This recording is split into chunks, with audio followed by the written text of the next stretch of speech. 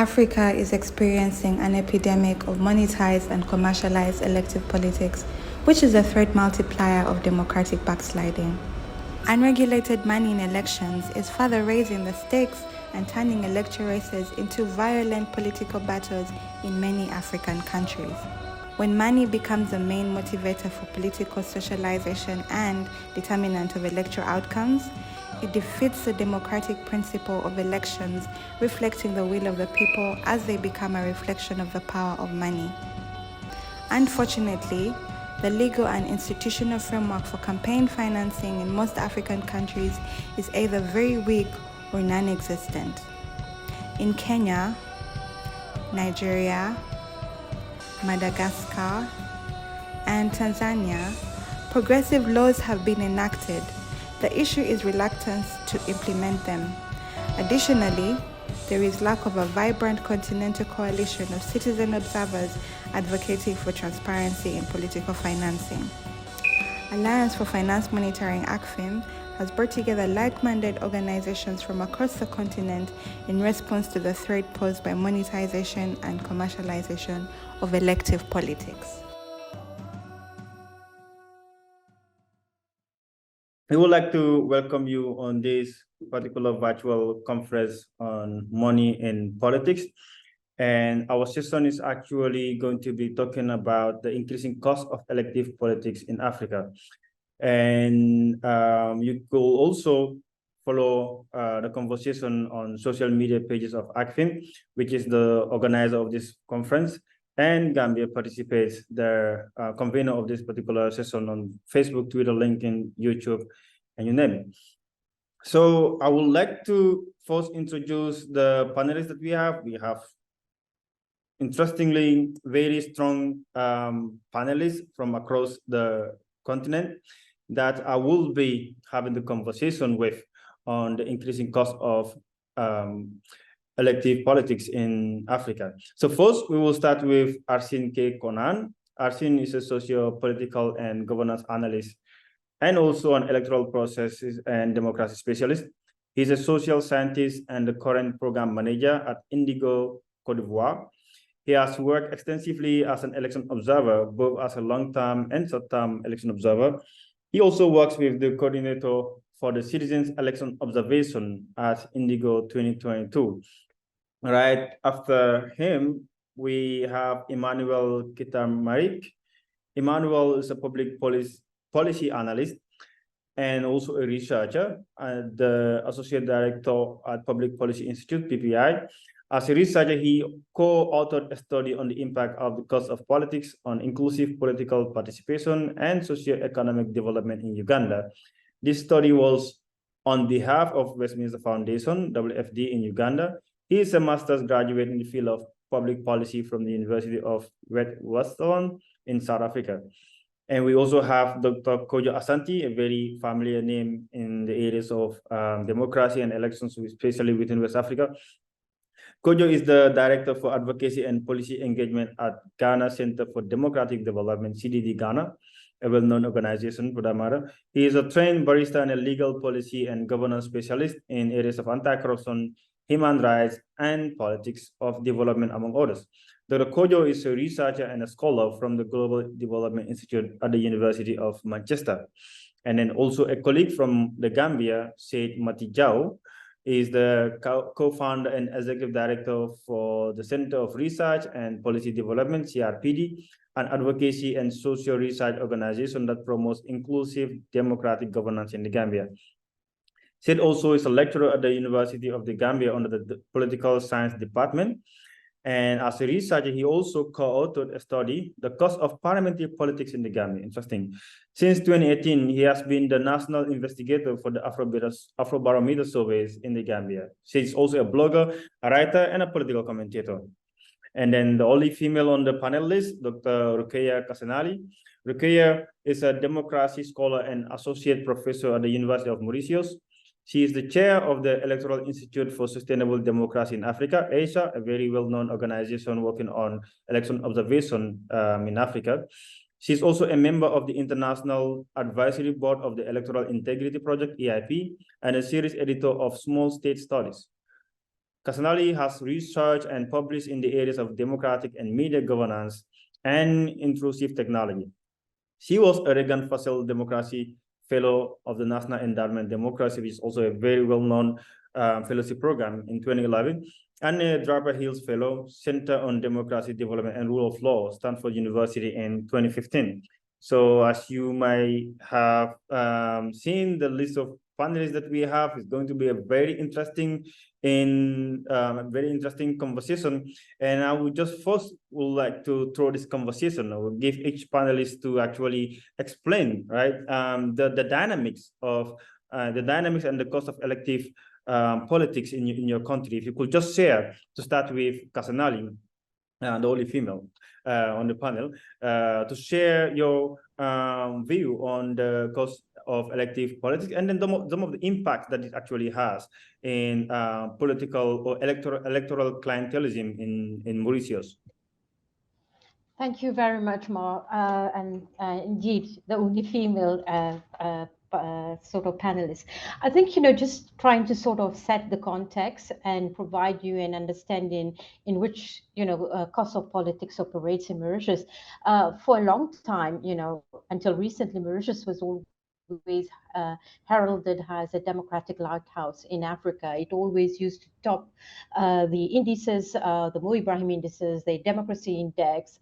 Afrobarometer used to show a very stable, politically and democratic, stable sort of country. But the last election that we had in 2019 was a bit of a game changer.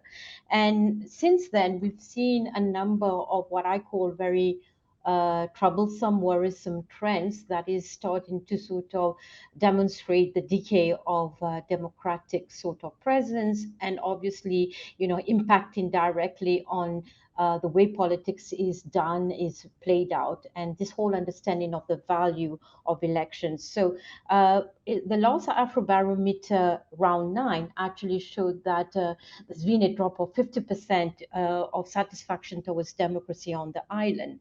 VDEM, which also is a well-established sort of set of classification, in 2021, classified the country, Mauritius, as one of the top 10 autocratizing countries in the world, and that was consolidated in 2022. We've seen over the last couple of years, since the last election of 2019, a sort of a regular and accelerated capture of key institutions, key sort of institutions of checks and balances, and the one that has especially been captured, and I would say considerably weakened, has been Parliament, because Parliament is always that's oversight and check and balance towards executive sort of largesses or exaggeration. So opposition members have been regularly ousted or named by a very biased speaker. We've seen corruption and impunity on the rise, malgovernance on a rise, and the next election is due in 2024. Just like a side, I was commissioned together with a colleague by the Westminster Foundation for Democracy to actually look at the cost of elective politics. And some of the key issues that we found, and that was in 2020, and just bear in mind that 2023, this has actually sort of amplified and worsened. We talk about money politics, and we don't only talk about money politics, but we talk about big money. And this has become, rampant in terms of the way this exchange between politicians, between elected, and between the people. So your comment around, mercantilism and clientelism, has been, has aggravated to the point that, we are actually wondering and questioning the quality of democracy. This has created and over time, as we go into the next election in a year time, very exclusive groups. Democracy is about inclusiveness and representation, but these types of money politics and the manner in which elections and politics is managed on the island, the haves are increasingly having more.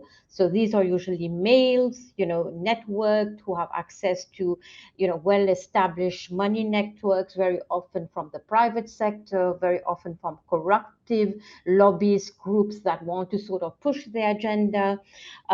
This has, in the process, crowded out two very important fringes of our society, women and the young. And what we also have seen, is a very poor and inadequate legislation. I know that across the continent we've seen, and you mentioned in your opening remarks, progressive legislation that has come up across many African countries. But in the case of Mauritius, the legislation has been very often about statu quo. And, the EMBs, the electoral monitoring bodies, have been very limited in their ability to sort of rein in, excesses in terms of use of big money and expenses related to that. We've seen also something which is not unfamiliar to the African continent, identity politics. So when identity politics is coupled with money politics, this is a very bombastic sort of explosion, and it creates an extremely, frayed type of society where everyone is vying for their own position. So, so very often those who don't have access to networks, those who are poor, those who are, outside those networks of identity or money politics, get left on the sideline. In the study that we came up for the Westminster Foundation for Democracy, increasingly there's a price attached to your vote, and that is again linked to the manner in the manner in which money politics plays out. So it can range, and it might seem small money, but in the grander scales of things, it's between $150 to 200 to $350 for a vote, and between $2,500 to $3,000 for a whole family. So this puts into perspective, the very, very sort of mercantilist and a very sort of environment where social contract is sort of brokered around, what's in for me, what can I get out of, and that actually creates an environment where those politics of ideas are being replaced in a very accelerated manner by the politics of money, the politics of identity, and that puts into perspective what can we do. There are a number of solutions. I will, refrain from talking about that now because I just wanted to give you an état des lieux of, the elective politics and the cost of politics on what was once called, a democracy to be emulated. Thank you. Thank you very much, Ruqayyah. And I will actually come back to you with follow-up questions, but first I will like to shift to Emmanuel. Emmanuel, you wrote this study on cost of politics on inclusive political participation and socio-economic development in Uganda. In Africa, we've already given elections a full name, and the full name that we have given it is free, fair elections. So if that is the full name of elections in Africa or in the world, as you might have heard it, right? What is the impact of money in politics? Does it mean that now election is now actually more for the advantageous people that have the financial muscles to pursue their financial agenda instead of the agenda of a country? Because if the ones that have the capacity, the technical know-how, the will and the interest to run a country without having the financial muscles, which means they are going to be constrained to get into politics. So what have we been seeing since the growing concerns of money in politics in 2010? And what are some of the key findings that you have come across on your story? Thank you so much. And from where I am, good evening to my fellow panelists and those who are tuned in. I think before I directly got your question, I should be able to give some kind of context of money in politics as far as Uganda is concerned. Yes, we did this study a couple of about 2-3 years ago when we published it. But one is that most times when we talk about money in politics, people are happy to quickly look at how much is spent to win an election. And rarely do we look at how much does it cost for one to maintain an elective office. When we're doing this study, we thought that you're not going to have a comprehensive appreciation of money in politics if you only look at how much you spend or how much politicians are spending to win elective office, and you exclude how much they are spending to maintain office. Well, first from our study, definitely looking at the amount of money that was spent between 2016 to 2021 elections, we looked at both that was spent in the elections, but also that was spent to maintain themselves in office. And to our level, to our standards, we realized that, or we came up, our key finding was that a candidate needed up to $130,000 plus to be able to participate in an election at parliamentary level. And if you look at $136,000, that is money that is way above what average Ugandans can be able to afford. And therefore, which means that with these amounts of money being spent into the election, you have certain sections of society that definitely are going to be marginalized and therefore excluded from participating in politics. And that is just how much on average a candidate spent. And as I've told you, it costs much more to actually maintain the political office, especially if you look at politicians who are representing the rural constituencies. But also we looked at certain aspects of, or what you call the drivers of this increasing monetization of elections. I see Rukia has already talked about some of them from the context of her country, but these are similar stories across the African continent because we are more or less at the same level of development and therefore facing the same development challenges. But for Uganda, more specifically, I want to point out 4.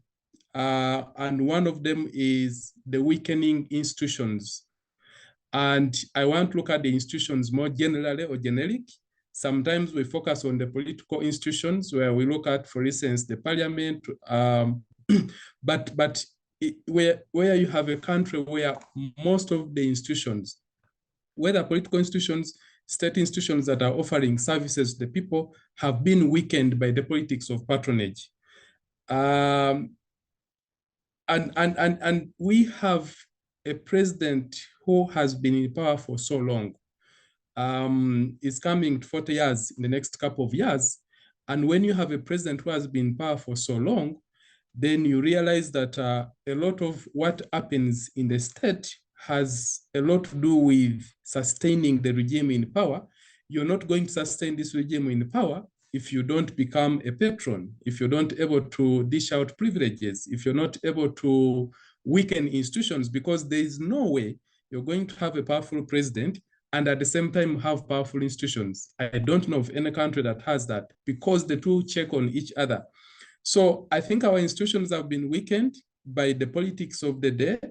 And because of that, they are not able to insert, they're not able to undertake their mandate, they are not able to check the excesses in politics, including money in politics.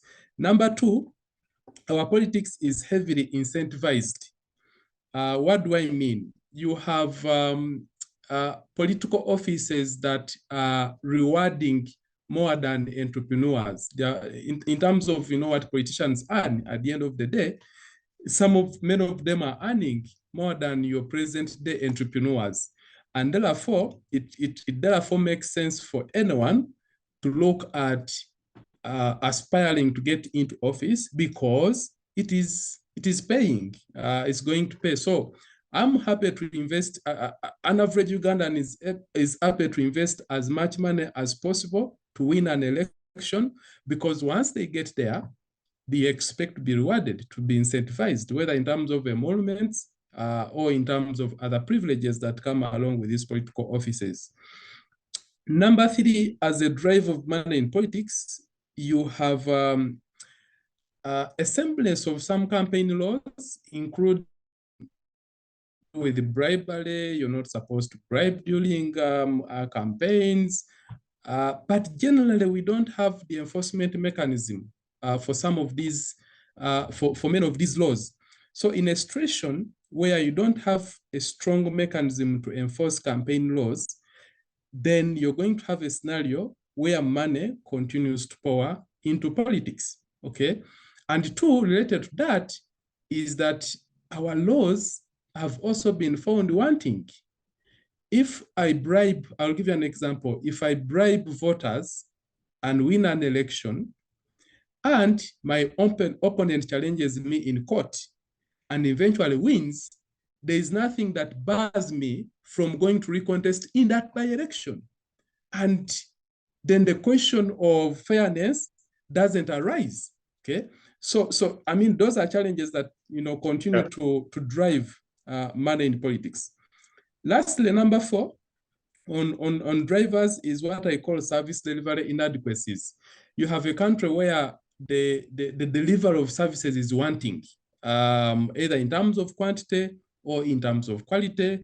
And what happens? Citizens look up to their leaders for things that leaders are not supposed to be doing, essentially, whether it is school fees or it's social welfare or it is aspects, And because of that, then politicians have to go find money. They pour into politics, but when they get there, they must find money to maintain themselves in politics.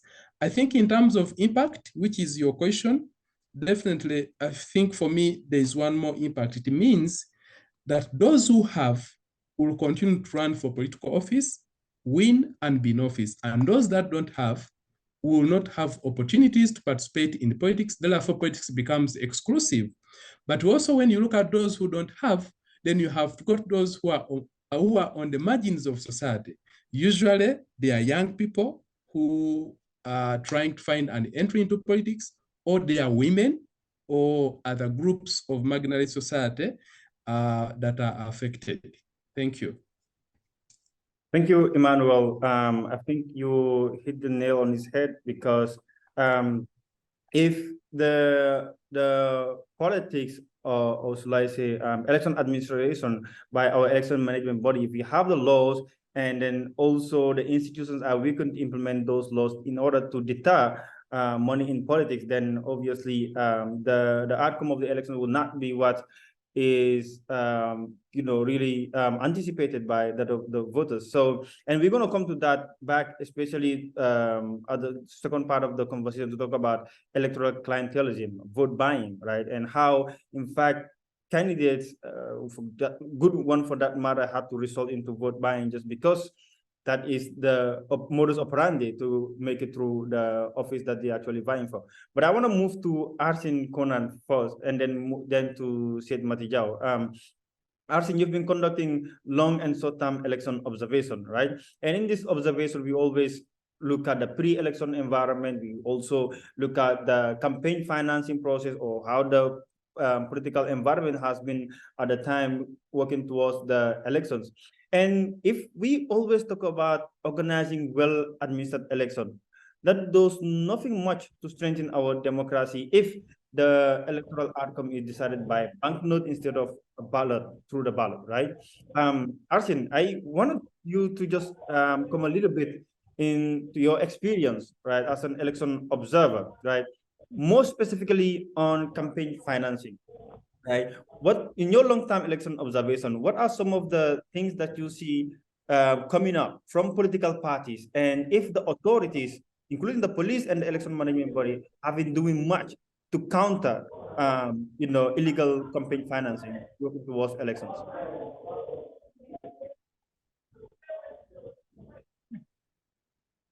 Ok, merci beaucoup à Nian, merci à tous les collègues qui sont donc connectés. Je suis très heureux en tout cas de vous retrouver, en tout cas pour la plupart. Alors, j'espère que vous m'entendez très bien parce que là, je suis en fait au QG de notre mission d'observation électorale.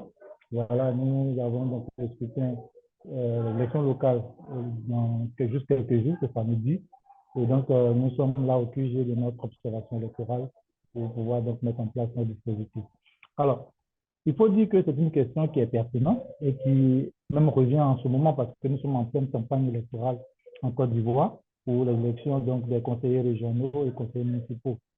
Alors, ce qu'il faut dire, c'est que pour ce qui est de l'expérience de la Côte d'Ivoire, il n'y a véritablement pas de débat là-dessus en Côte d'Ivoire. Quant aux origines des ressources que les candidats ont, quant à ce qu'ils doivent dépenser, il n'y a pas de plafonnement. Et quand on est en campagne, on se rend tout de suite compte que les candidats qui ont beaucoup plus de moyens, voilà, ce sont ceux-là qui vraiment occupent l'espace et ceux qui ont moins de moyens occupent moins l'espace, bien sûr. Après, il y a un élément qu'il faut pouvoir noter, c'est que bien souvent, les candidats proches des partis au pouvoir ou du parti au pouvoir sont ceux-là qui semblent avoir davantage de moyens. Alors, on fait toujours ce lien entre les ressources publiques et donc les ressources mises à disposition pour faire la campagne. Parce que comme par hasard, quand on est en campagne et qu'on est proche du parti au pouvoir, tout de suite, on a suffisamment de ressources. Et quand le vent tourne et qu'on n'est plus au proche du pouvoir, ou le pouvoir n'est plus au pouvoir, tout de suite, on a l'impression que nos ressources, voilà, s'amenuisent. Mais ce qui est encore plus, on va dire, étonnant et plus intéressant à observer, c'est que personne ne semble s'interroger sur, on va dire, la ressource ou l'origine de ces ressources-là. Parce que, vous savez, il y a beaucoup d'activités, on va dire, mafieuses qui peuvent avoir cours, des activités pas très, très recommandables qui peuvent avoir cours et on n'a pas forcément l'impression que les uns et les autres vraiment cherchent à savoir. Et en Côte d'Ivoire, jusqu'à présent, en tout cas, on n'a jamais vu de cas où des candidats auraient été, on va dire, comment dire ça, inquiétés ou bien interpellés, ou même voilà, interpellés parce que il y aurait des doutes sur l'origine de leur financement de campagne. Donc ça pose véritablement le débat sur, on va dire, la législation, mais aussi la prise en compte de ce que des origines biaisées en termes de financement peuvent aussi taper la démocratie dans nos États. Donc, voici globalement ce que je peux dire sur la base de l'expérience en Côte d'Ivoire. Voilà. Ceux qui ont beaucoup de moyens, ils font vraiment campagne à l'américaine, j'allais dire. Et ceux qui n'en ont pas, voilà, ils essaient de colmater les frais. Et bien souvent, ça pèse dans la balance quand il s'agit véritablement de pouvoir s'exprimer et autre chose. Voilà. Donc, en Côte d'Ivoire, c'est tout un débat, un monde à faire complètement, s'agissant en tout cas du plafonnement des ressources pour les campagnes, s'agissant notamment des origines ou de l'origine des fonds utilisés pour les campagnes. Et ça, voilà, personne ne semble véritablement, en tout cas, voilà, lancer ce débat. Voilà, donc c'est un peu l'expérience ivoirienne que je partage avec vous. Voilà, je suis en tout cas très, très intéressé d'en savoir davantage sur ce qui est de l'expérience des autres pays qui sont représentés autour de cette table virtuelle. Merci.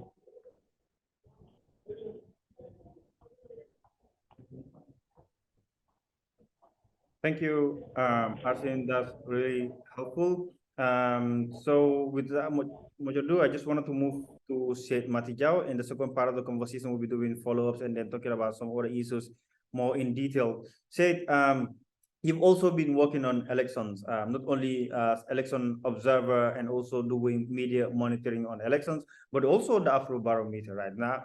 Don't want to talk only on Gambia. You can actually share with the Gambian experience, but then also the Afrobarometer survey outcome in the whole, right? I wanted to understand from your findings, right? What has been the outcome or the confidence of the citizens in terms of the outcome of elections? We've seen recently what is happening, right? When there's elections and the outcome is not trusted by the citizens, what happened yesterday or today in Gabon was as a result of that. And then also in other countries, citizens will go out, vote against the winning party. I don't know how credible the outcome will be, but I don't want to confuse you. Where I'm driving at is, if money is the determining factor of who's going to get into the office, right? How does that trigger the confidence of citizens in that particular administration from your findings on the Afrobarometer survey, the Gambia, and then also beyond the Gambia? Well, thank you, Mar. Thank you so much for putting together this panel, and thanks to ACFIM for the invite. I'm happy also to see Prof. Rukaya here. I think initially we had a similar panel engagement, and good afternoon from this part of Bijilo or Brusubi in Banjul. I think you know, the previous speakers basically in terms of sharing the Gambia experience, the previous speakers have basically you know, painted the context in which most of these African countries or even elections do operate. But of course, I think the one part that we need to pay attention for our case is the fact that the Gambia has been a transitioning country, especially if we're talking about the course of politics right now. So historically, we have been organizing election, but it was until 2016 when we had the first electoral turnover. But of course, historically, money has been a very you know, has been a contributing factor in our election. I remember reading materials as far back as in the 1960s where, you know, they're talking about the issue of cooptation, you know, how Jawara, our first president, Sadara Kairaba Jawara, coopted others. So the course of politics for us has been very central to the conversation, but has largely been shown in different mechanisms. And I think generally the drivers of politics, I mean, the drivers of the course are very similar to many other contexts. And you know, that talks about the issue of transactional politics here. I remember one time I was on the radio and we were talking about the cost of politics actually. And one of the callers called and say, well, we have to ask our National Assembly members money because we only see them after 5 years. And so this is also the dynamic. Sometimes we look at it from the side of the politician, that it is the politicians that are inducing the population. But of course, it has also to do with some sort of a cultural acceptance in a way that people will even demand it. And that's why here in Gambia, you know, and I usually say people will eat people's money, and at the end of the day, they are likely not to vote for them. I mean, you can see one person wearing multiple T-shirts, you know, from different political parties, with just the idea of trying to get something. So transactional politics has been a key driver, but of course for us the socio-psychological aspect has been central. And I think given that we have historically been having elections, nothing much has changed in terms of what is the people's understanding of what election means, vis-a-vis in terms of their role as citizens. But instead they're looking at it as a, you know, as a means of getting something, no matter how small it is, and even if it has to do with recognition. And so I think for us, this is one of the things that I wanted to add, but also just to share with others that the context that they painted in different areas is almost the same. But in terms of the Afrobarometer, so I wouldn't be able to say exactly what the numbers are. But within the country, within the Gambia, we realize that Gambians trust their electoral process. I mean, sometimes you can look at it from there. Of course, the trust in you know, in political institutions are very low. Like there's a high level of trust, low level of trust in terms of political the opposition parties and the ruling parties, but even National Assembly members and also the elected representative. So in terms of those trust issues, it shows that there is problem somewhere. And what is that problem?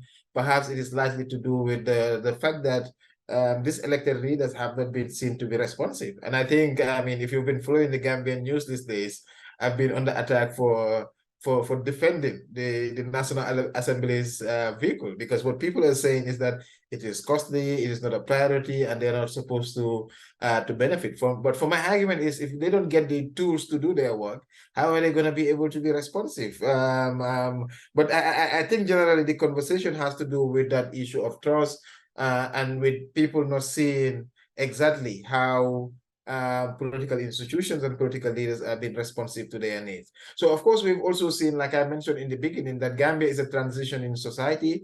And so I want to, focus on that. And within this period, we have seen, Gambia performing very well in terms of the Mo Ibrahim index and various different index in terms of the transition from autocratic rule to democracy. In fact, I mean, unlike Uganda, where, I mean, it's crazy, $130,000 to run for election. I mean, at one point, Jammeh wanted to do that under the dictatorship. He even did that. He increased the cost of registration as a candidate, from simple 10,000 to almost $500,000, and to register for a political party. Today it's still maintained. Today is $1 million to get registered as a political party. In dollar terms, I'm not sure exactly, but it might be around 20,000 or so. So you can see after the change in terms of the transition, the political leaders decided to move away from that expensive way of politicking and reduce the cost of running for elections. And today we can say that, I mean, to contest for president or to contest for National Assembly election in Gambia, in terms of money, is very cheap. But where the cost is usually during campaign. But of course, after campaign, especially if people want to get re-elected, and I think we've heard about this, how do they maintain themselves in office? These are also part of the contributing factors. But as a country, we are seeing a transitioning process. Within our context, there is an increasing trust in this institution. Of course, the electoral process is trusted, but of course, the institutions and all those things need to also be responsive so that their trust level could also increase. But more broadly, then, in terms of what we are seeing today, in terms of coups, we've argued somewhere that it is perhaps there's a need to rethink about the social contract within Africa, and especially where you have a generation of people that make no difference between military regimes and civilian leadership. All they care about is a regime that can provide, that can be responsive, that can be effective. And I think these are issues that people like us that are in the democratic conversation, these are things that we need to have and then start pushing.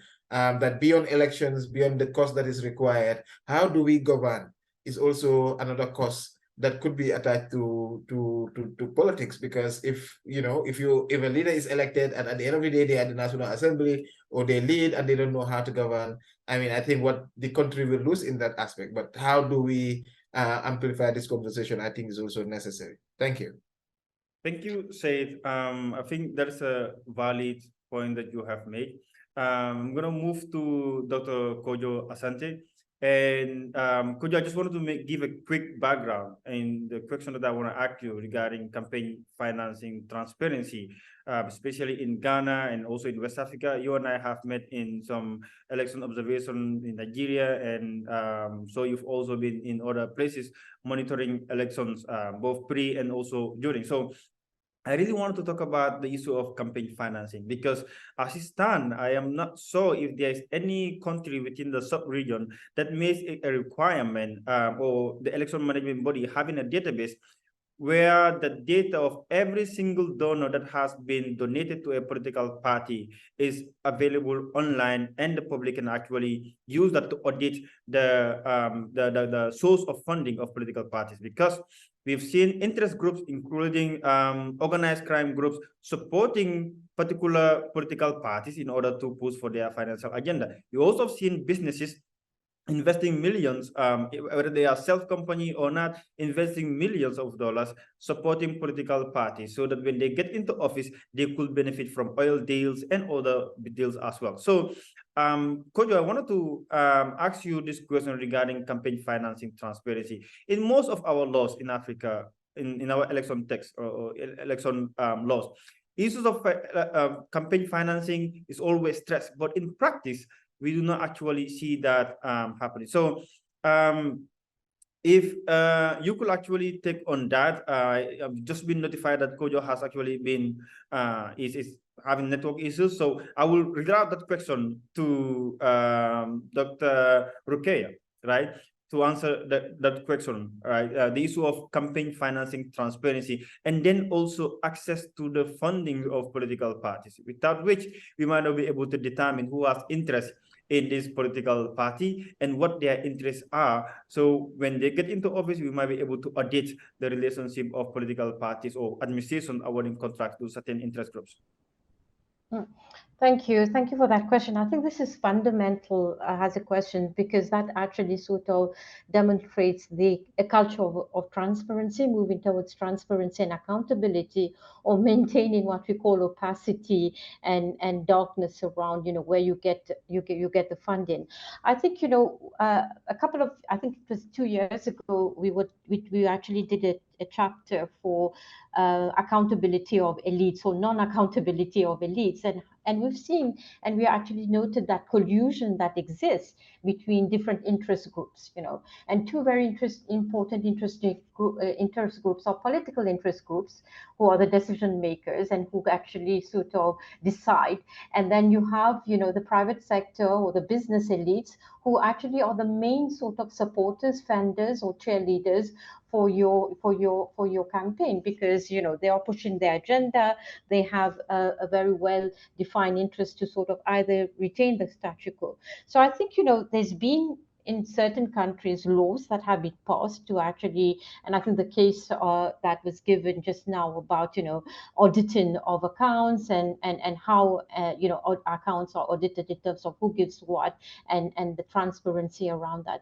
But I think in general, this whole issue of who's giving money and how money is being given and how campaign funding is promoted, and I think it's important to also bring a nuance between campaign funding, which we have a tendency financing to focus on, but very often we do not focus enough on campaign expenses, because they go together, where the money comes in and where the money goes out, and then you can sort of see what type of environment it has. And I think we have not focused enough on expenses, and some politicians mentioned that it's the both sides of a coin which needs to be looked into. So I think in terms of bringing greater scrutiny in terms of what type of campaigns are done and how they are done, I think that the importance of bringing civil society into the conversation is extremely important. And when I talk about civil society, I talk about the media, right? Because the media is an important, we often talk about the media being the fourth estate and being able to sort of shed light on some of the stories that they say around, how much money is being spent, how much money is being given, what type of projects are being promoted, because very often this is linked to, infrastructure related projects, and that's where big money and big ticket infrastructure. We have not spoken, and I don't know whether this conversation can actually talk also about foreign funding, because foreign funding as well is an important dimension. Some countries have well-established laws against foreign funding because it interferes in the politics of the country.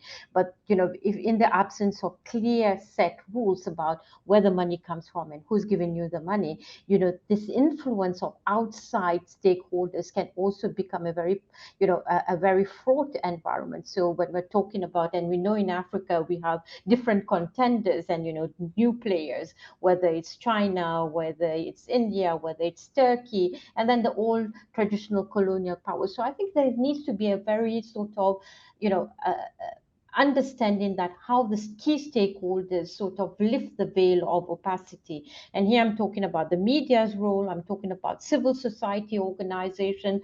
I think in the first round of conversation we had earlier, we talked about this alliance of coalition that has to be built, because sometimes we are working by ourselves in our countries, and very often, we are, faced with this unsurmountable sort of bulwark of the state who actually bullies people into sort of going in line. But if you have this coalition across, many African countries where we heard similar stories, I think there is this ability to sort of push and make sure that where a transparency doesn't exist, we bring transparency. I think it's not something that we can do overnight. And the biggest problem and challenge that I see where I'm sitting from is that very often there's political statu quo. When you are in power, you remain silent, and when you're in opposition, you're very vocal. And this sort of environment of statu quo, because you don't want to bite the hand that feeds you somewhere somehow. So I think there needs to be really this push and this sort of understanding of being very bold in how you make those proposals. But it's a very, very tough job to sort of unlock this collusion between the business elite and the political elites. In fact, over time, it is going to accelerate and accentuate, because the agenda will become very much defined by what I get out of this sort of whole process. So there's no finite or sort of answer to that, but I think there are scenarios that we can explore. And for me, I think this coalition of actors across the continent and within the countries, because we are facing similar issues. Yeah. So I want to ask a quick follow-up question to you, Ruqayyah, on this issue of campaign finance and transparency, right? Most of our African countries are a signatory to the AUCPCC, which is the African Union Convention on Preventing and Combating Corruption, and in that of the UNCAC, United Nations Convention Against Corruption. All of these conventions stress the issues of, free and fair elections, right? And within the parameters of free and fair election goes also in having a level playing field for all that are actually contested. So I wanted to ask this follow-up question. Don't you think most of these countries that have ratified, or even if they have not ratified these conventions, to make it a requirement that every single donation that a political party receives, the election management body must be informed about it, right? They should declare it on a certain portal, right? In US, you have the Federal Election Commission, where there is a threshold as to how much an individual or an institution can donate to a political party or a candidate running for election. So with that, we'll be able to see who is supporting or who is funding who. And then also when with that data, when that particular political party or candidate gets into the office, you will now be able to trace the relationship that has been unfolding life after election. So don't you think it should be a requirement for our election management body? I know you initially mentioned about how weak our institutions are. So in strengthening it, for it to have data and also to increase the credibility of the electoral process, increase citizen confidence in the electoral process, because it is really important for citizens to have confidence in the in the outcome of the election. If not, it actually result to national security issues. So don't you think this should be something else that we should be working towards, especially our EMDs? Absolutely. I think this is fundamental to actually consolidate democracy, but also, you talked about free and fair elections, and I cringe a little bit when I hear this statement, this terminology, free and fair. I think we're talking more and more about competitive elections and integrity-based elections, and these are very important in terms of ensuring legitimacy of elections and the fact that people continue to value elections, because we have had decades of elections on the African continent, but more and more, we see those elections being linked to violence, or certain elections being rigged. And there's been some interesting work that has been done. Nick Cheeseman has actually come up with a marvelous book a couple of years on how to rig an election. And so there has been, and autocrats also, run elections and they say, well, I have elections. So I think the most important issue that we have to deal with. And you mentioned about ratification and convention signing. You know, we are very good at signing conventions and sort of saying that, you know, on signing on the dotted line. But where we really see the biggest problem is the implementation. And many of those countries, and you can actually, you know, count on your fingers how many of them actually implement that. And elections are linked as well to sovereignty and very often, you know, sovereignty rules and state security issues come in and say, listen, don't interfere in our elections, etc. So the biggest problem is implementations of those issues. The other element that you mentioned about using data, and today we are very much in the environment of open data and big data, and how data can help us make those more important understanding and decisions, but also create greater transparency and accountability. But then the question that I come up with, you know, who does the data serve?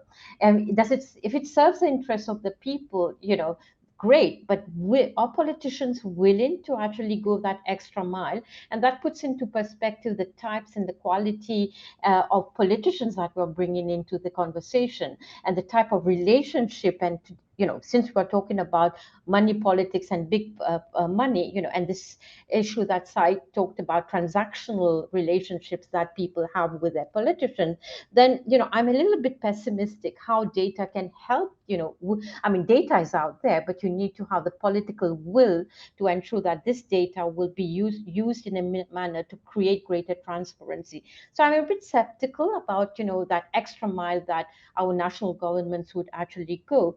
Now, strengthening institutions have been key, because, you know, the state in which many of our African countries are here today is because our key institutions have been deliberately weakened to serve the interests of certain groups, you know, and we see that across board. Audit institutions linked to sort of corruption and oversight. So they have been deliberately sort of weakened, and, you know, even you put people there who are politics of patronage, and, you know, people who are part of your patronage and who actually will ensure that your interests are strengthened and are safeguarded. So I think we are in an environment that, you know, we need to have this conversation where everyone comes to the table.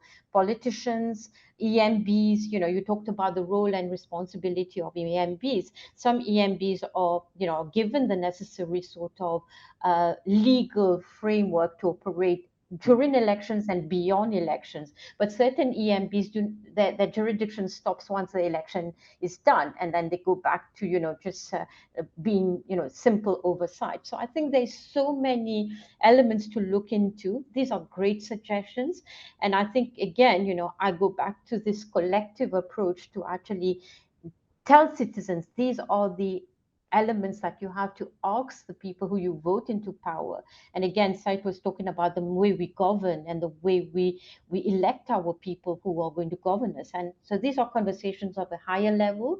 They come back to this issue that I mentioned earlier in the conversation, the politics of ideas and the politics of change, and moving away from the transactional operations to this transformational process. Are we ready for that? I hope so, but I think it needs to be a very, very, you know, inclusive conversation where the young people are also brought into that conversation. Thank you. Thank you, Rukia. That's really detailed, and I think you've come up with different nuances and then perspective, and some of the really gaps that I guess our EMBs need to look at, and also our legal frameworks. And yes, we domesticate these conventions, but even though we domesticate it in our laws in terms of execution, the will, and I always don't blame it on capacity. It's always the will. The capacity is always there, I guess. Emmanuel, I'm gonna go back to you regarding the issues of our social setups that encourages vote buying during political campaign, right? It is argued that, and I guess Sid really touched a little bit of it, but it's generally most of the time argued that because of the socio-economic context of our settlement, right? When it comes to elections, right, the voters, right, they will sell, politicians will sell ideas to them, but most importantly, they give them an undue influence through finance or material in order to attract those voters to their agenda and not the actual manifesto that they're actually selling for. So, and then it has become so pervasive that when it is campaign period, our society and most of the time our community leaders look up to the candidates for something, right? And that also determines the budget of political parties going for election. So from your report that you have, or the paper that you have prepared with Westminster Foundation, is this something else that you have contextualized or looked into, how the society also impact the prevalence of vote buying practiced by political parties and candidates? Thank you, Mal. I will start by referring to what Said Mati said earlier on, that in most of our societies, we don't have social contracts between the people and the leaders. And I think I'm going to give you a very classical scenario that happens in Uganda, and I guess in many of our countries. When it is election time, the politicians come up with a manifesto of issues. So me as a politician, I'm going to come and say, oh, I'm going to work on your water issues, I'm going to work on unemployment issues, I'm going to work on your roads issues.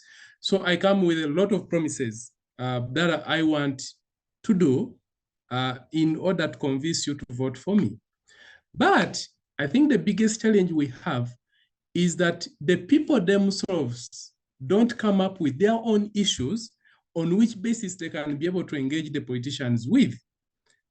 So where you have a scenario where people, the voters, have not organized themselves to be able to develop their own set of issues on which basis they want to negotiate with the politicians, then it becomes the politician as the omega and alpha of the ideas. And therefore, in the end, if you are a people, you don't have issues that you've put forward to the politicians, what happens? Then you start asking yourselves, so what do we benefit from this leader? And I think the easiest thing is going to be, let him give us money. So in the end, even when the politicians fail to perform, these were not people's issues. These were issues of the politicians. That is a socio-economic structure challenge that we have in this country. And because of that, in the end, it zeroes down to money. Let him give us money. We shall give him the votes. When he becomes a politician, we will continue to ask for money. So it all comes down to money at the end of the day. But there's a point that Luki talked about, the issue of the weak EMBs. And I want to give a very an example of what came up during our study. In Uganda, you have a scenario where the Electoral Commission is the regulator of political parties in the country, including on the issue of how much political parties are raising, how much they are spending. But I think the weaknesses or the weakness or challenge to do with this is because our Electoral Commission is preoccupied with a lot of work to do with election administration, election management, and ensuring delivery of elections. Now, when you give them this additional role to be the regulator of political parties and therefore regulate money in politics, I think we are asking much from the Electoral Commission. In some instances, we have seen the aspect of the regulator outside of the Electoral Commission, independent of the Electoral Commission. And in those instances, we have seen them being able to do what they are supposed to do as an election management body. But let's interrogate the issue of electoral clientelism that has been talked about.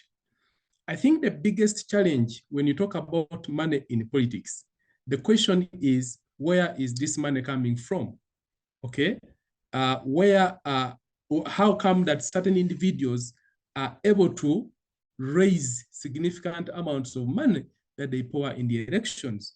When you trace where this money is going to, most likely for countries like Uganda, you're going to end up into state coffers.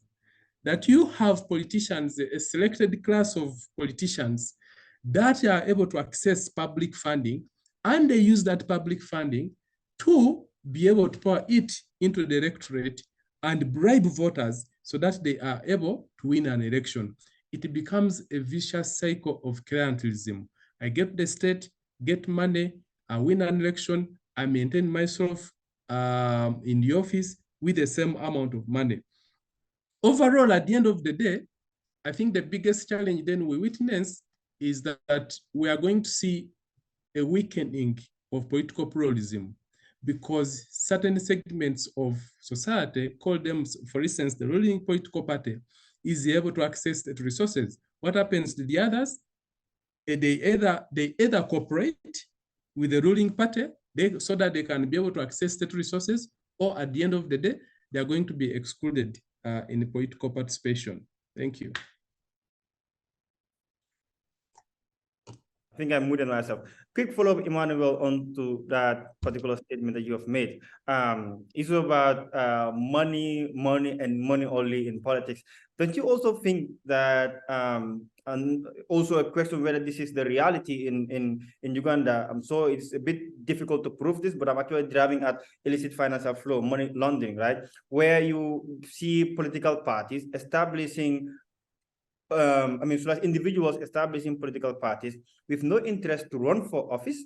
So they low money, also maybe perhaps work with self-companies to launder the money, and at the end of the day, form coalition with the potential winning party, right? While they spend less in financing the politics and the money going to a certain number of people within that political party. So don't you think this is also one of the things that could really trigger having this political pluralism in our countries, and also multiple? I think from our study, that was a question that we interrogated.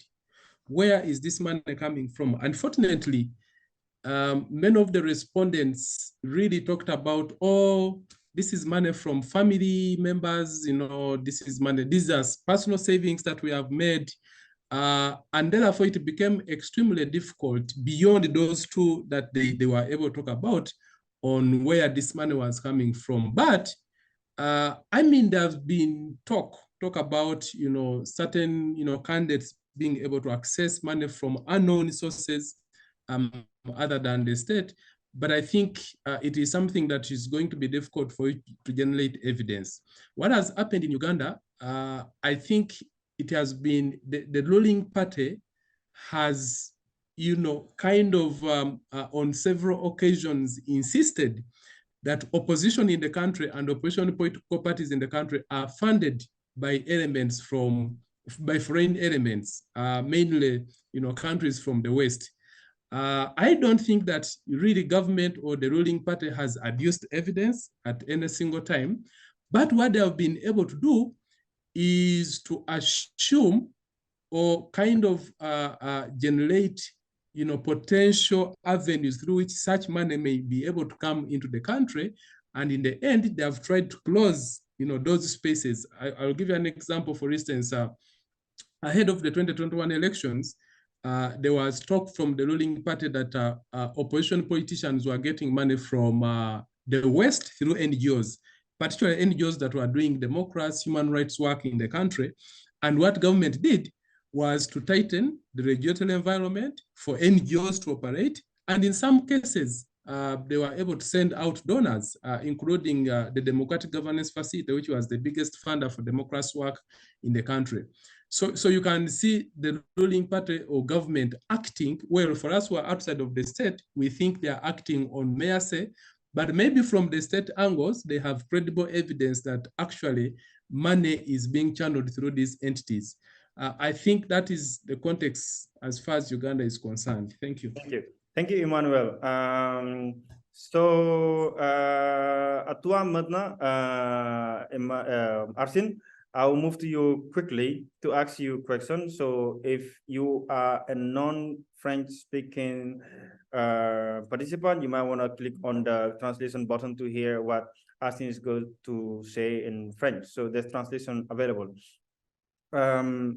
So, Arsene, my question, I will speak slowly, right? So you can get the translation right.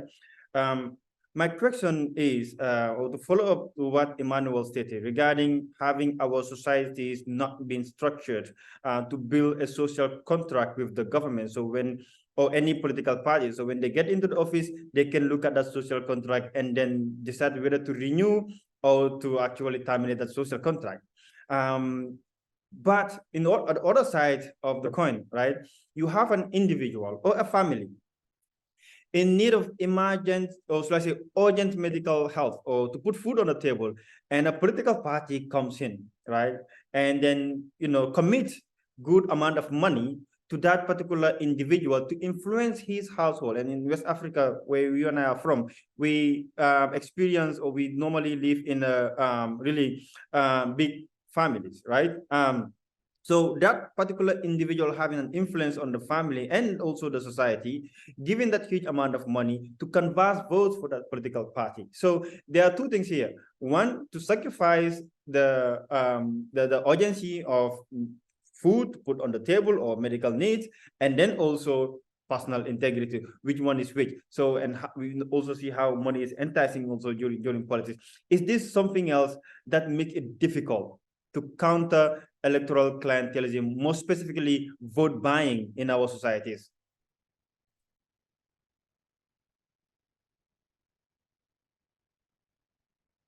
Emmanuel, I think you were muted.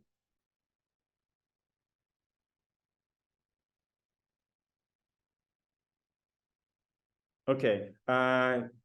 Emmanuel, can you hear me once more? I think you meant Arsene. Okay. Okay. Is it to me, Emmanuel, or to Arsene? Arsene, sorry. Sorry for the mix-up. Okay. It's actually Arsene from Indigo.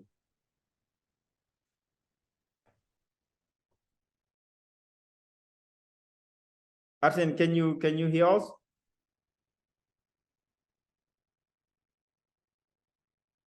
Okay, I don't think Arsene is getting us, but I will redirect the question to Said, right? The complexity in converting or countering vote buying, right, in our societies, right? Our underserved and underprivileged communities, they are the ones that normally decide elections, right? Because vote buying actually is more pervasive and prevalent in rural settlements than that of urban settlements. Because if someone else, most of those that live within the urban settlements work, earn money, and they're a little bit influenced with the $2 or $3 money that you will give them to buy votes. But this is actually not the case in rural settlements. So the issue of social contract that Emmanuel was talking about, having less structured communities in building a social contract, don't you think the economic setup, right, also make it very much difficult to counter vote buying in our settlements? Yeah, I mean, I think I entirely agree with Emmanuel's submission. Given that there's a problem with the social contract, and I think for me that is what we actually need to interrogate. And of course, we are talking about a process. We're talking about elections in Gambia. Let's say, for instance, started in 1950. In the 1950s. So it's a concept that was introduced to the people. And so sometimes, in terms of the analysis and talking about the social structures, it's also important to go back to the history. I mean, people are not used to deciding who their leaders are. I mean, they came and they say, well, this is the king, and then you have to follow. But now they've been asked to decide. So at some point for me in Gambia, I see that a lot of people look at elections more as a sport rather than as an institution where decisions about their lives have been made, because to an extent they have not been seeing the state. They've not been seeing the state, particularly talking about the rural community, and that's why I gave that example of that caller from one of the rural areas. His argument was that we don't see these people. I mean, we only see them every 5 years.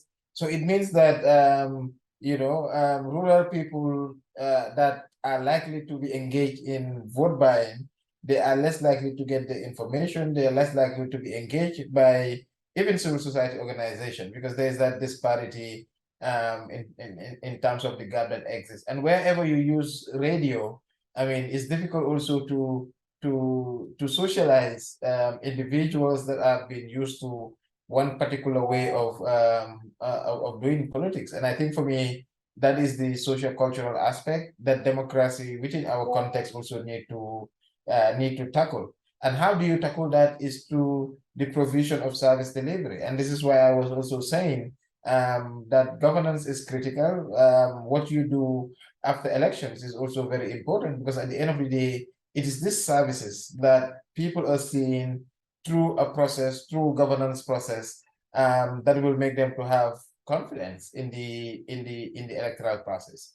But people have been poor. They continue to be poor. They are not seeing election after election. They've been electing people, and they are not seeing any difference in their lifetime. There are people that have lived since independence, and when you engage them here, they tell you there is no hope for this country, and because their entire life they haven't seen hope, and they continue dreaming, and there is nothing. And of course, the problem is that our politics has not been right, and I think in many African countries is also this is the problem.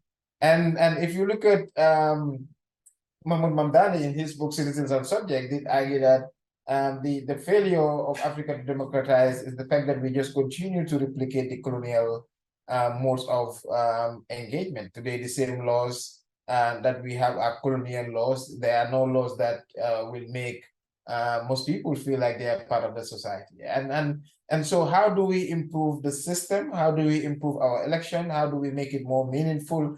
And I think Rukaya was talking about, the issue of legitimacy. How do we make it more legitimate and impactful to the lives of the people? That is the question that our elections have not answered. And I think that is also the reason why we're seeing undemocratic change of government, because if elections promise to be the way, the best way of electing leaders, it also must deliver, and it must deliver the socio-economic goods that also must address the concerns of the people, and even the reasons why elected leaders wanted that. So for me, it has to be historical. And the other point that we also keep talking about, especially in our case, people at the rural community are mostly receivers. So they are givers and they are also receivers. So who is giving? And I think that was the one question that Emmanuel wanted to raise. And for us, in our case, we've also seen the important role or the effective role that the diaspora has been playing. Of course, we are one of those countries that have legislation that do not allow for foreign donation, but to what extent are we able to monitor whether there are foreign interests within our electoral process is also an issue of capacity. But we've seen also how important the diaspora has been in terms of raising funds. I mean, they were very instrumental in 2016 elections, and we've also seen them how much money they were able to raise during this previous election. So there is a group of givers, and then we talk about the businesses. And here also we have seen this, and I think Ukaya was talking about this infrastructural development, particularly within the bandwidth project, but how much now that governments are not only focusing on the monies that they are giving to the citizens, but also the infrastructural engagements or the infrastructural projects, because that's also must count as part of the transaction. And so I think, I mean, we have an issue, and I agree that there needs to be that continuous engagement, lesson sharing, especially that this is one issue that is common across the continent, and how do we address it and incorporate it in our conversation around elections and genuine elections. I think is important. But of course, the biggest problem is the political actors themselves. I mean, they don't see how big a problem money is, because they're also expecting that at some point that's their reward. They're gonna get there, they're gonna enjoy, and I mean, so they are willing to also, I mean, have that conversation or even spend some time. And I always argue this with our politicians here, but they don't seem to say it. But if you have bad laws, a weak enforcement, what you risk doing is that you'll have this problem of self-perpetuating rule. And at the end of the day, with self-perpetuating rule also comes with the problems of coup d'etat and unconstitutional change of government. Yeah. So just a quick answer to this question said, so does it really mean that civil society, media, and academia they have to now start activating conversation with rural settlements to say no to gifts and then also money during political campaign, and how difficult can we actually achieve that goal? Well, of course, I mean, I think information sharing and education is very important. But of course, education is always backed by something. What backs education is action. And if people get all this information and all those things, like Rukai was saying, and then you have the leadership that is supposed to be responsive are not responsive, then it becomes problematic in terms of the implementation, but even the sustainability. I mean, of course, I was trying to use the radio to talk to people, but they talk back at you because there are also contextual issues that they are facing that also needs to be addressed. So beyond just the information, and I think, of course, information is critical at a very early age, but people, particularly those that are too disconnected from the political corridors, from the mostly in the rural areas, they must also start seeing themselves as part of society. And but of course, we also mostly focus on the rural areas. But then, if you look at the fact that urban area is increasingly becoming popular, there's a lot of transactional politics that is happening here as well. And in our context, we have, in many other settings, they have what they call the the Market Women Association. For us, we have the YAI companies. And the YAI companies are so instrumental. And I think, as academics, we also need to start looking at these particular groups and how they facilitate and also, benefit. Here, we locally call them political entrepreneurs because they are, you don't see them engage in many things, but every 5 years you at least see them, enjoying, because that's sort of their trick. So these are the people that are the building blocks within this, problems of money within society, but they are also the ones that are the ones connecting with the grassroots. How do you understand their modus operandi, but also how to, to bring development, to bring genuine social, reflecting on the social contract. For me, I think those are essential. So there's a role for civil society, but I think the bigger role is the government, is the elected leaders, and let them be seen to be fair in terms of dishing out the goods. That's why today, everybody is against, most of the people are against what I've been saying in terms of defending the National Assembly. And where they're coming from is that why should they benefit when we are not benefiting? And so for me, I think those are the problems that also we need to address. Yeah, no, definitely. Thank you, Said. Arsin, can you still hear us? For a second time again, Arsin, can you hear us? Oui, je vous entends. Est-ce que vous m'entendez? OK. Oui, je vous suis avec intérêt parce que, So, Arsin, comme je l'ai dit, c'est une question qui est d'actualité en Côte d'Ivoire. La question du financement des campagnes, la mobilisation de fonds. Et pour nous en Côte d'Ivoire, c'est vraiment un débat qui mérite d'être mené parce que, comme je l'ai dit, aujourd'hui, nous n'avons aucun élément en termes de plafonnement du financement des campagnes, mais cela ne semble inquiéter personne. Et oui, on peut faire de la sensibilisation, c'est vrai, mais je pense qu'il y a un gros travail de plaidoyer à faire pour que déjà il y ait une législation qui prenne en compte, en tout cas, cette question de la circulation des fonds, de l'argent dans la politique de façon globale, mais pendant la période de campagne électorale surtout. Parce que, voilà.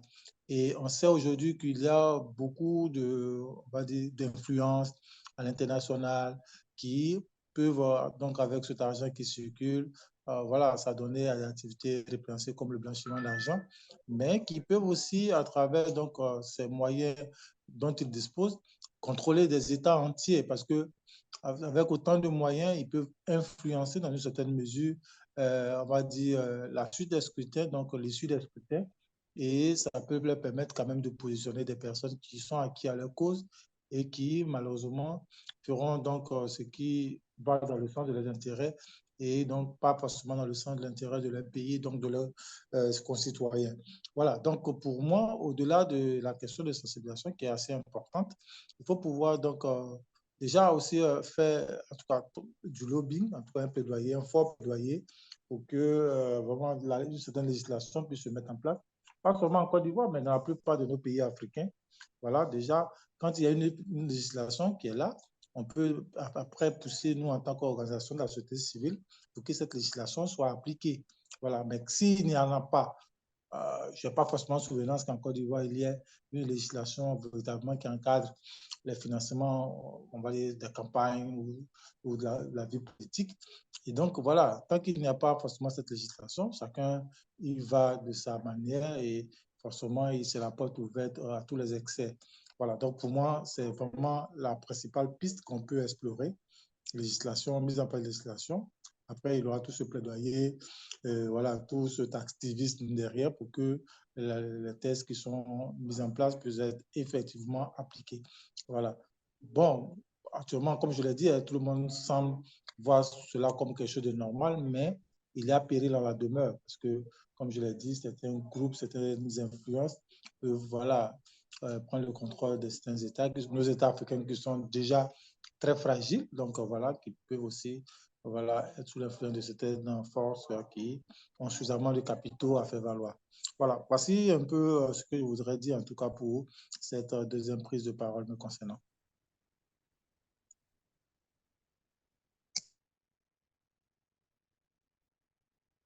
Merci beaucoup, Arsene.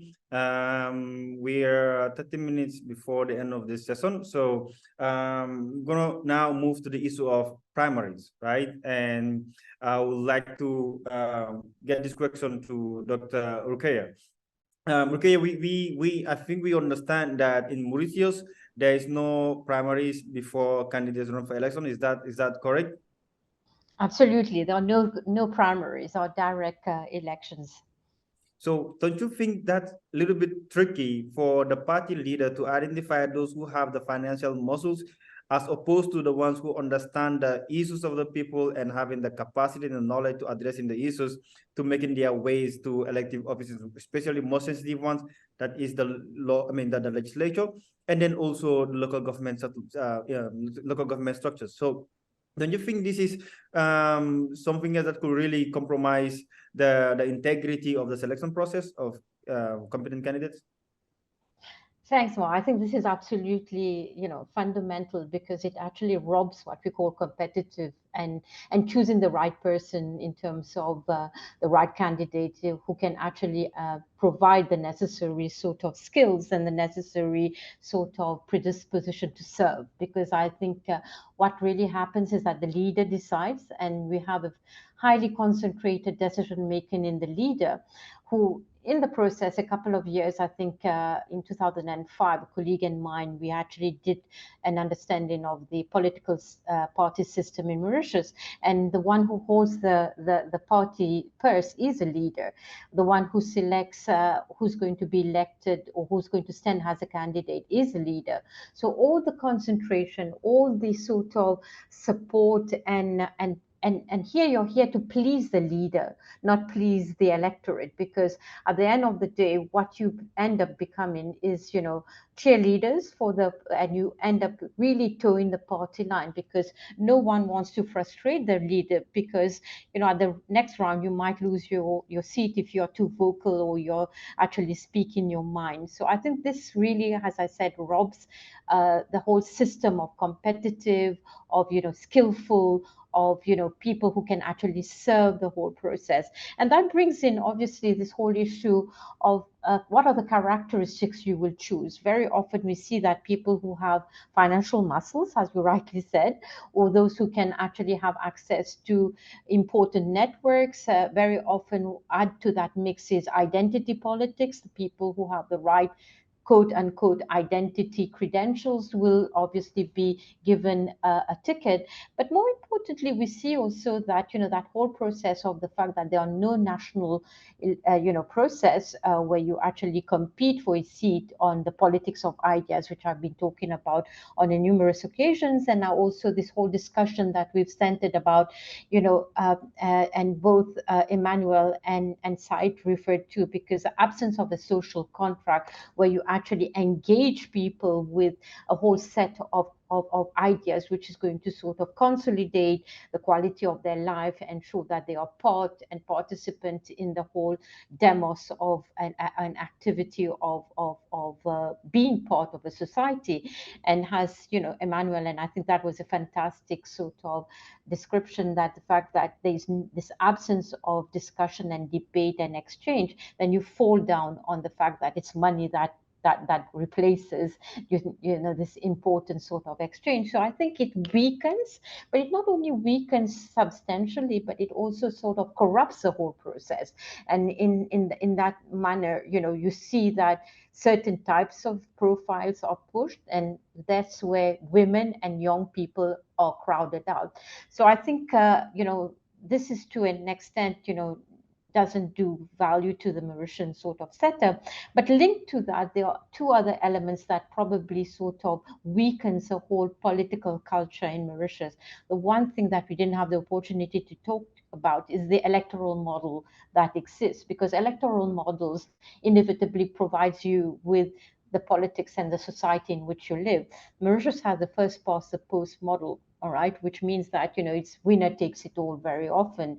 And the second thing that happens as well is linked to the idea that, you know, so the electoral model, you know, is the one thing, and that robs people from the ability to sort of really have those competitive environments. So I think there are a number of things that we have to address, and until we address those issues, the very nature of doing politics, the types of political actors that you throw out will become compromised and will not really provide this renewal. And you know, in a number of countries, we are seeing also a greater level of political apathy because it's the same game in town. Thank you very much, Dr. Rukeya. We will come back in the last round. But before then, I want to move to Emmanuel, right? Emmanuel, even though in some of our countries there are primaries, right? But I think the electoral clientelism actually starts from this particular stage before it moves to the campaign financing. So in some of our observations that we have done in countries, we have seen where you know, candidates that are actually running for primaries will be given a huge amount of bribes to delegates, right, during the primaries.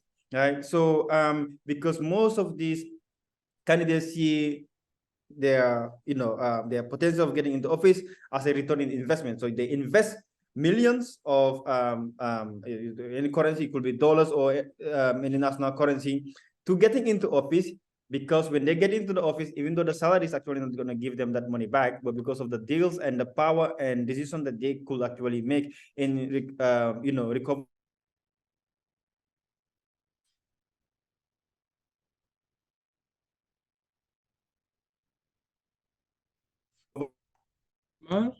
Sorry,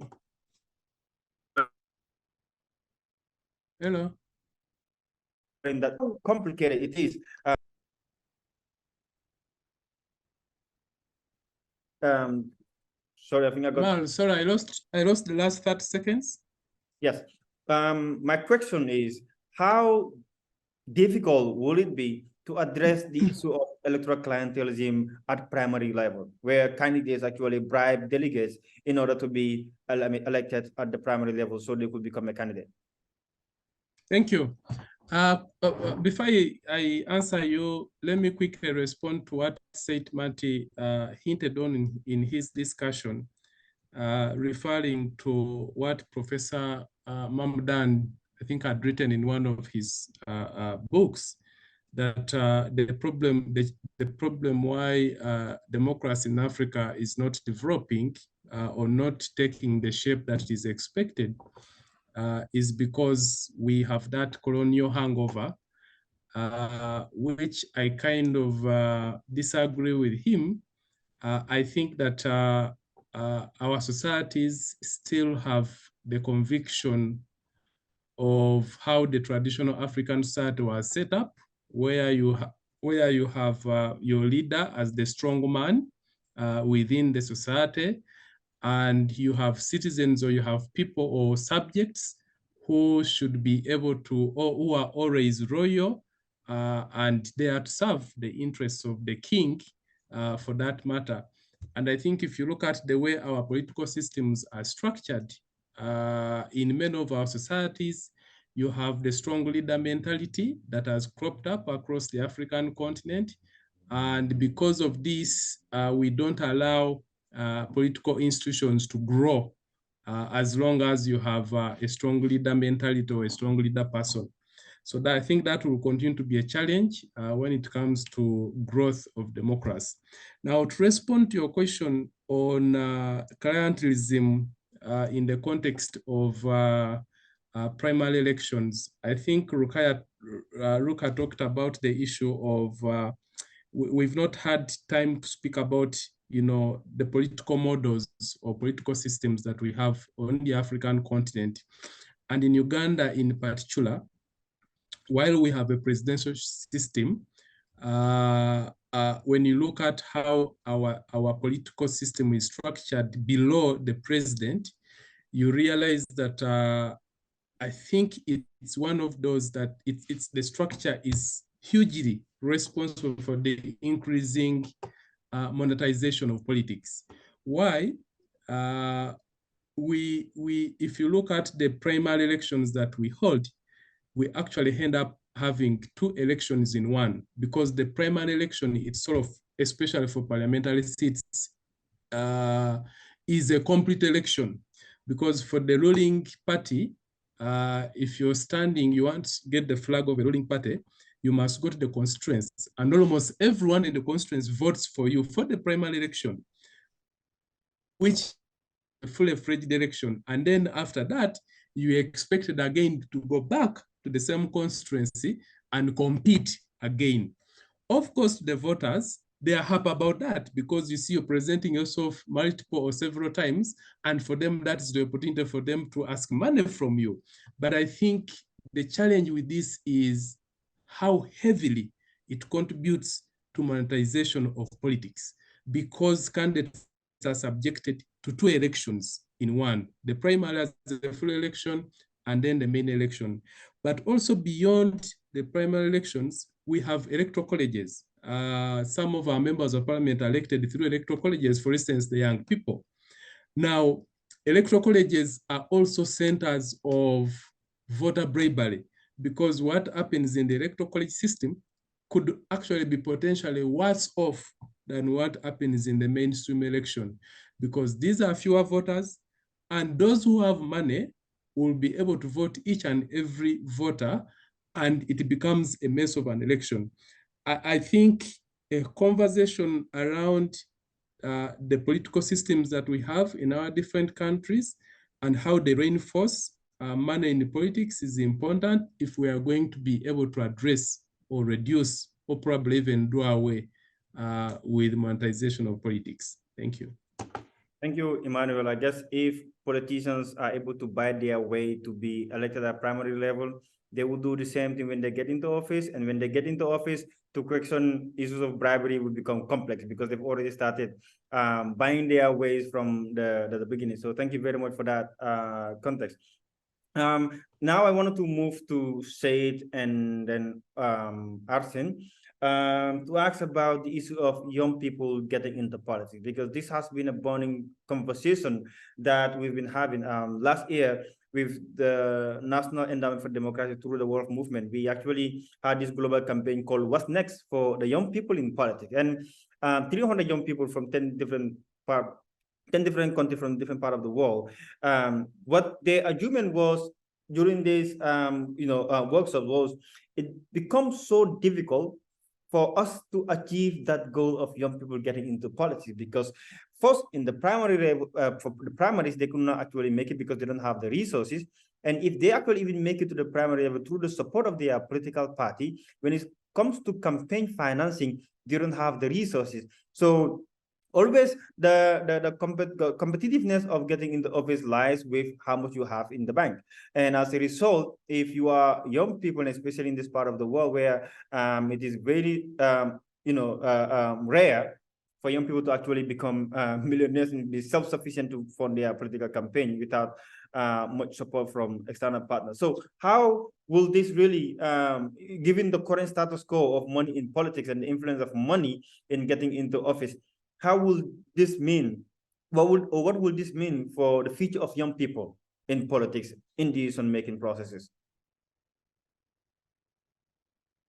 Said Mati, and then to Arfin. Thank you, Mar.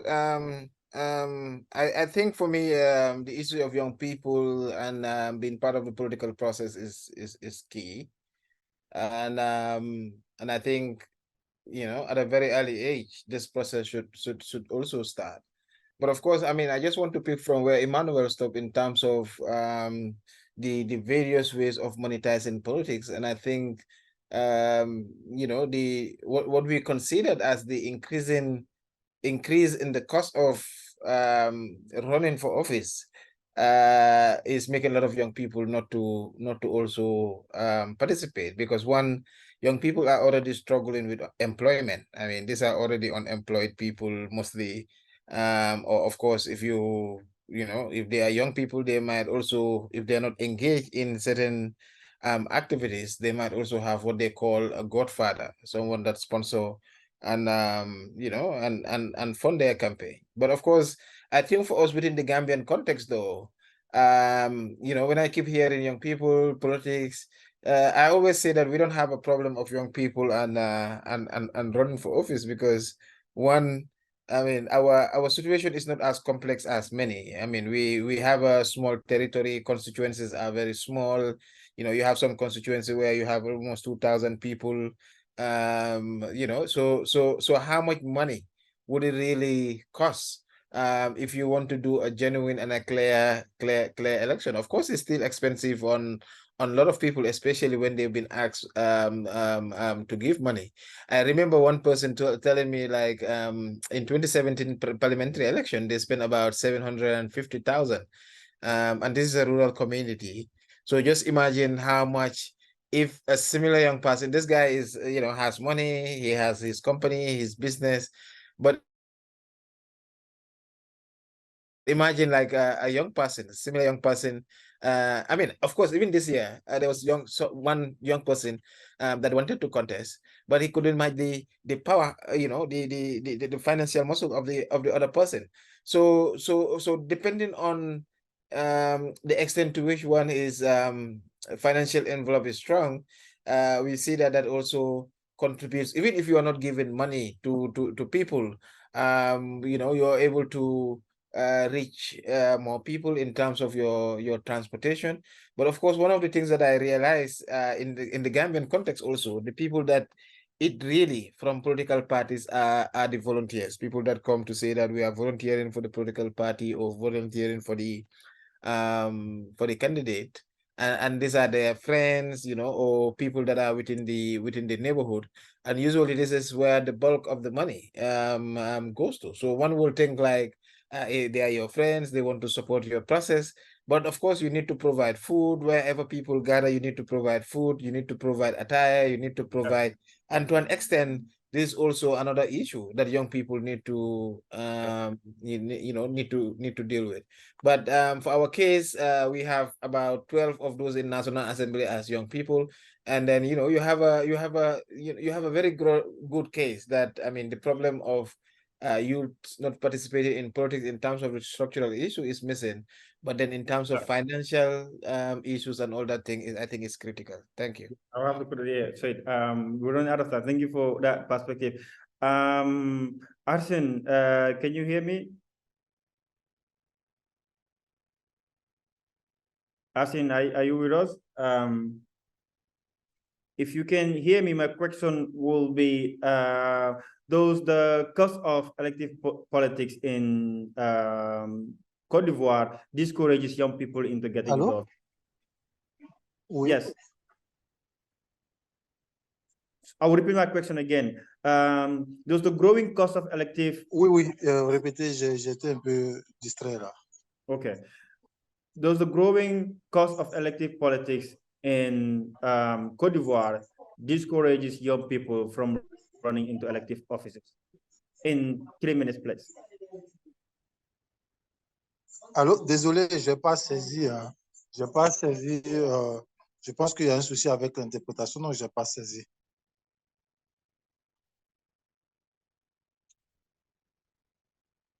Okay, my question is, with the growing concern of the cost of elective politics, is this a source of discouragement for young people in Cote d'Ivoire to run for offices?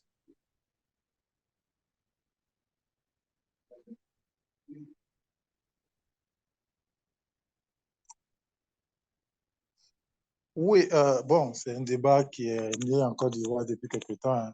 On parle souvent de, on va dire, céder la place à une jeune génération. Mais voilà, faut quand même relativiser. Ce n'est pas 100% des jeunes en Côte d'Ivoire qui ne sont pas ou qui sont découragés par la vie politique en Côte d'Ivoire. Par exemple, pour vous, ces élections locales auxquelles nous allons assister ce samedi, il y a quand même beaucoup de jeunes qui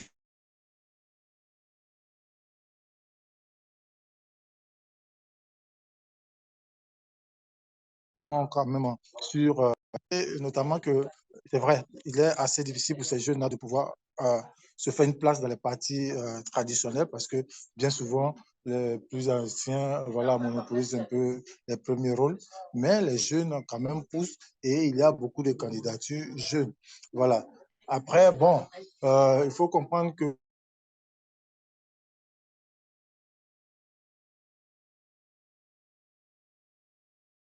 place là sur l'échiquier politique.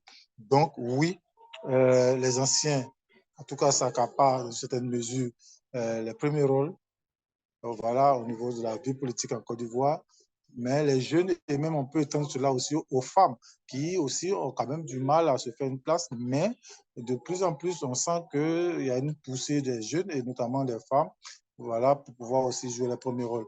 À titre peut-être d'illustration, pour la première fois en Côte d'Ivoire, on a pour ces élections locales un peu plus de 33% de candidates donc de candidature féminine. Voilà, ce qui n'est jamais arrivé quasiment de mémoire d'Ivoirien. Et donc, c'est clair que c'est quelque chose qui nous apporte, voilà, qui nous donne à espérer quand on parle véritablement de démocratie, de participation des jeunes et même, pourquoi pas, des femmes à la vie politique en Côte d'Ivoire.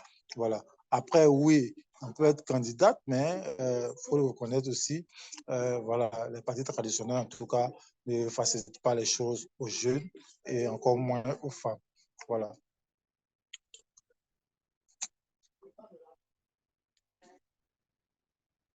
Merci beaucoup, Arsene. So to wrap up, I'll actually give each panelist a minute to tell us what is next. I know it's going to be very difficult to condense that within 60 seconds, but what is next in countering the increasing cost of elective politics in your countries? So, Dr. Ruker. I think it's quite simple, in fact, it's voters' education, but move away from this blanket term. We hear a lot about voters' education and you should educate the vote. But I think it's about, bringing trust through education and getting people to understand, that they can be part of the solution, because very often elections are seen as end products, and we need to bring it back into that whole process, that it is a process where people can participate. So I'm thinking and reflecting around participatory politics and participatory democracy and participatory elections. So educating them on the meaningfulness and the importance and the impact of the ballot, and that it can be a game changer. There's also this idea of this coalition that we talked about at one point in time, that alone you might be sort of solo, but if you bring those similar issues that all those countries today that we've been talking about, and we can have this great push. So I think voters' education and this coalition of doers and givers and change makers. Thank you, Dr. Rukeya. Emmanuel, over to you. Thank you. I think for me, two things.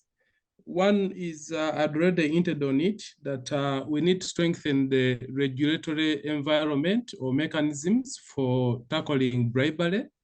and money in the politics, and more specifically in our case, like for instance in Uganda, we have to think about an independent regulator away from the Electoral Commission to be able to enforce the few laws that we have on campaign financing. And second to that is that I think our elections, our politics is male dominated. If we think about tackling patriarchal politics, because really men drive the money in politics, I think we should be able to go a long way in reducing money in politics. Thank you.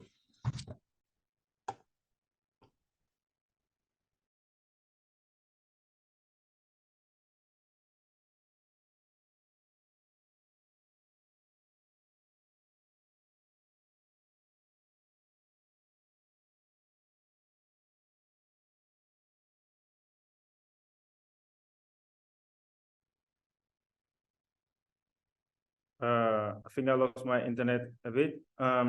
So can we move to Shade?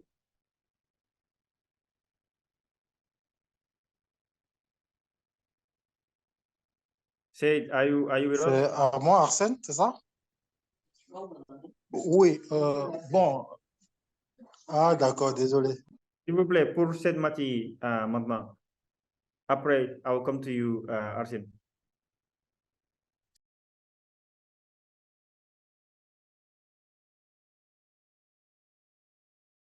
To you, Arsene, just to wrap up, what is next in countering the increasing cost of elective politics in Côte d'Ivoire?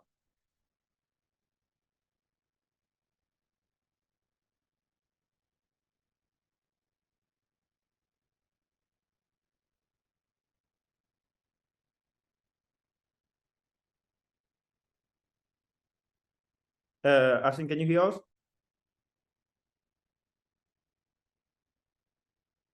Oui, oui, je vous entends, j'ai suivi. Bon, les prochaines étapes, déjà, il y a différentes étapes, hein. La principale étape, nous sommes en plein dans une étape en Côte d'Ivoire.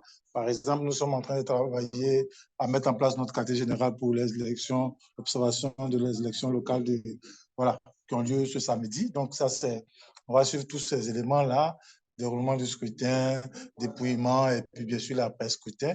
Et puis voilà, il y a aussi en tant que membre d'une coalition qui est naissante, voilà le consortium des organisations de la société civile ivoirienne pour les élections en Côte d'Ivoire, qui regroupe bien sûr Indigo Côte d'Ivoire dont je suis membre, mais d'autres organisations de la société civile avec notamment l'Association des femmes juristes. Nous sommes en train de consolider donc ce consortium-là parce que nous entendons jouer les premiers rôles voilà, dans la vie sociopolitique en Côte d'Ivoire, mais beaucoup plus en termes, en tout cas, de transparence électorale.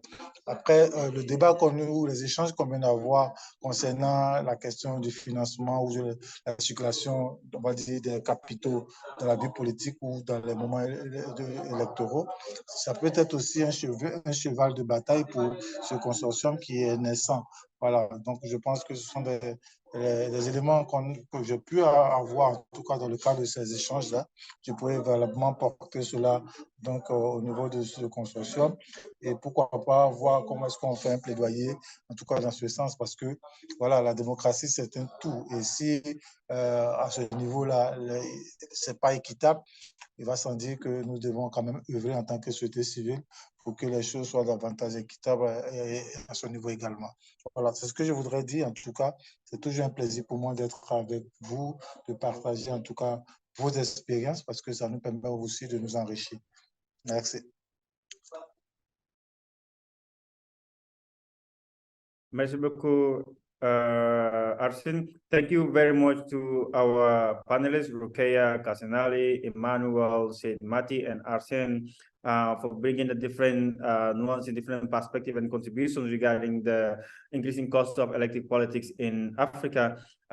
This panel is part of the ongoing conference organized by AXFIM on money in politics, and when we were discussing the increasing cost of elective politics in Africa, and we've discussed extensively the issues ranging from legal issues, the lacunas in our laws, and even if it is there, the institutional weaknesses in implementing those regulations, and also the absence of election model in regulating our electoral process, and then also the issue of vote buying dynamics and how to actually really counter the increasing presence of vote buying in our settlements, most especially in rural settlements. So I really believe as well, if elections are decided by banknotes instead of the ballots, the increasing democracy defects that we see in this in the continent will actually really continue. I think the root causes has always been the issues of money, and if we're able to counter that from the beginning, then we will be able to see a quality democracy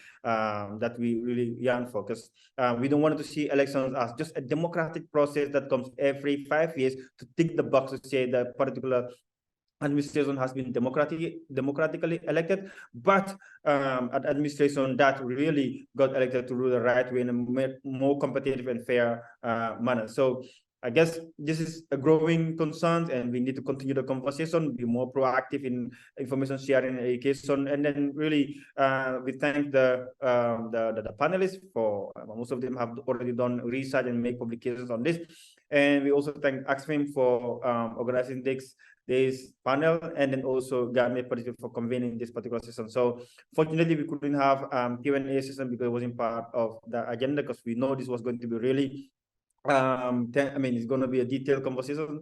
And with that, say goodbye to everyone from wherever you are following us, Africa, Asia, America, wherever you are. I believe the increasing cost of elective politics is not only limited to Africa, it is the same for the global South countries and also the global North as well. So thank you, and then let's continue the conversation in encountering money in politics. Thank you very much. Thanks.